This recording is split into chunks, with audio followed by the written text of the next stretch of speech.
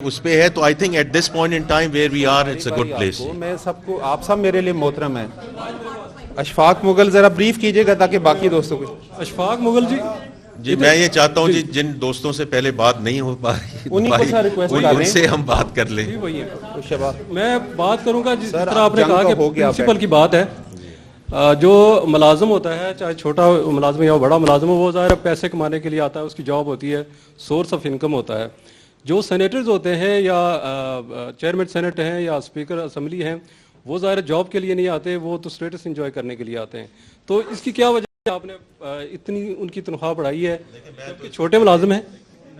پہلے ایک ذکر کر چکا ہوں. دوسرا سوال یہ ہے کہ جو سولر پہ آپ نے 18% جو ٹیکس لگایا ہے, یہ ایک عام آدمی جو اپنے گھر کا سامان بیچ کر خرید رہا تھا اس کو آپ نے ٹیکس کیا ہے, اس سے کتنا ٹیکس آپ کو ملے گا اور یہ کتنا ریشنل ہے اس کا؟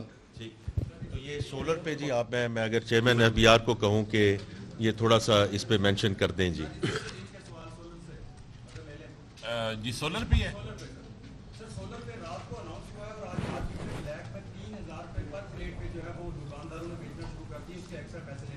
یعنی 18% ایکسٹرا لینا شروع کر دیا. تو پہلے کیا ریٹ تھا فی پلیٹ؟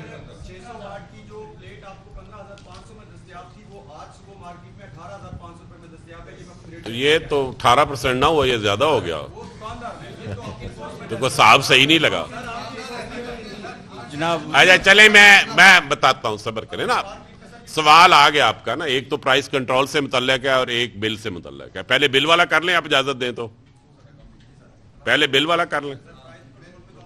اچھا چلیں یار دیکھیں بات یہ ہے کہ دو ایشوز ہیں. پہلی بات یہ ہے کہ سولر نا دو طرح پاکستان میں آتا ہے, ایک وہ جو مور اسمبلڈ فارم میں آتا ہے اور ایک لیس اسمبلڈ فارم میں آتا ہے. جو پارٹ پاکستان میں ویلیو ایڈ ہوتا تھا اس کے اوپر تو آلریڈی 18% جی ایس ٹی تھا, لیکن جب وہ اسمبلڈ فارم میں باہر سے آتا تھا تو اس کے اوپر نہیں تھا. تو بیسیکلی جو لوکل مینوفیکچرنگ تھی وہ ڈس ایڈوانٹیج پہ تھی. آپ کو اگر یہ پوائنٹ رجسٹر ہو جائے, نہ صرف کرنٹ لوکل مینوفیکچرنگ ڈس ایڈوانٹیج میں تھی بلکہ ہم نے فیوچر کے لیے لوکل مینوفیکچرنگ کا راستہ بند کر دیا ہوا تھا. تو آپ مجھ سے یہ پوچھ سکتے ہیں کہ یہ پاسبل ہے کہ ہم لوکل والے کو بھی سیلز ٹیکس سے استثناء دے دیتے. تو ہماری جو ویٹ رجیم ہے اور جو ہمارا ریفنڈ کا پروگرام ہے اس میں مزید استثناء کا سفر نہیں ہے, ایگزیمپشنز ختم کرنے کا سفر ہے. تو ہمارے پاس یہ آپشن تو نہیں تھی کہ ہم مزید استثناء کریٹ کرتے, ہمارے پاس یہ آپشن تھی کہ استثناء کو کم کرتے یا ختم کرتے اور لیول پلینگ فیلڈ کریٹ کرتے. ایک پارٹ یہ ہے. دوسرا پارٹ, ٹیکنالوجی جب نئی آتی ہے, کسی زمانے میں آپ کو یاد ہے کہ جب یہ بجلی کے سولر کے پلانٹ لگتے تھے تو 16 cent per unit, 18 cent per unit.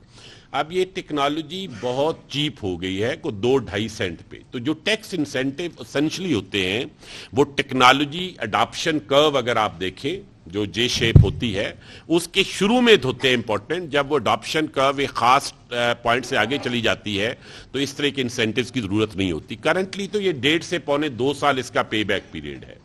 آپ کو پتا ہے اسی لیے لوگ ایون جو چھوٹے موٹے جو لوگ پہلے چھوٹا موٹا اور بزنس کرتے تھے اس کی بجائے انہوں نے گھر پہ سولر لگانا شروع کر دیا ہے.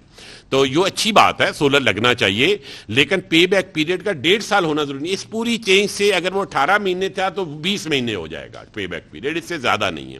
یہ مارجنل چینج ہے. اور جنرل سیلز ٹیکس کا جو سٹینڈرڈائز پرنسپل ہے اس کی طرف ہم موو کر رہے ہیں. ہم اناملیز ختم کر رہے ہیں, ڈسٹارشنز ختم کر رہے ہیں, ایکسیپشنز ختم کر رہے ہیں.